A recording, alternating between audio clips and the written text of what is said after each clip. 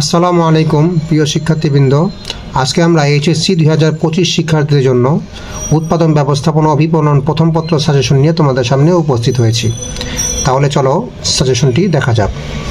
দেখো, উৎপাদন ও বিপণন প্রথম অধ্যায় আছে উৎপাদন। এখান থেকে তোমরা যেই পাঠ পড়বে উৎপাদনের আওতা এবং উৎপাদনশীলতা, এর মধ্যে থেকে তোমাদের একটি অথবা দুটি সৃজনশীল কমন পাবে। অধ্যায় 2 উৎপাদনের উপকরণ। এই অধ্যায় থেকে দেখো ভূমি, শ্রম, মূলধন, সংগঠন, 4টি পাঠ দেওয়া হয়েছে। এগুলো অবশ্যই তোমাদের শর্ট সিলেবাস থেকে দেওয়া হয়েছে। ভূমি শ্রম থেকে দেখো ভূমি শ্রম ব্র্যাকেট দেওয়া আছে, এখান থেকে একটি সৃজনশীল পাবা।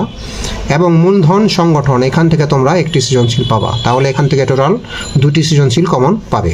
এখান থেকে একটি বা দুটি, এখান থেকে দুটি শিওর সৃজনশীল কমন পাবে।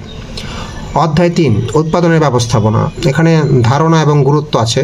তারপর আছে মানসম্মত দ্রব্য উৎপাদন এবং কাস্টমাইজেশন। এখান থেকে টোটাল সবগুলি থেকে 2টি সৃজনশীল কমন পাবে।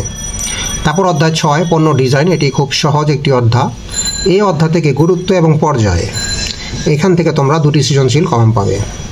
তাহলে দেখো কটি সৃজনশীল হলো, দুটি, 4টি, 6টি, এবং এখান থেকে যদি একটিও ধরি তাহলে তোমাদের 7টি সৃজনশীল কমন হয়ে যাচ্ছে। তোমরা জানো অবশ্যই 11টি সৃজনশীল থেকে 7টি সৃজনশীল দিতে হবে। তোমরা যদি অধ্যায় 1 থেকে অধ্যায় 6 অর্থাৎ 4টি অধ্যায় কমপ্লিট করো তাহলে তোমরা কিন্তু 7টি সৃজনশীল কমন পাবে। তারপর আছে অধ্যায় 7 মান ব্যবস্থাপনা। এটি যদি তোমরা দুর্বল স্টুডেন্ট যারা আছো তারা না পড়লেও হবে। গুরুত্ব, বিভিন্ন খরচসমূহ যেগুলি আছে, মান নিয়ন্ত্রণ, নিশ্চিতকরণ এবং নির্ধারণ, এগুলি থেকে তোমাদের 2টি সৃজনশীল কমন পাবে। তাহলে আমাদের এই অধ্যায়টি না পড়লেও হবে। অধ্যায় প্রথম 4টি অধ্যায় কমপ্লিট করলে আমরা 7টি সৃজনশীল কমন পাবো, এবং এই 4টি অধ্যায় তোমাদের ভালোভাবে কমপ্লিট করতে হবে।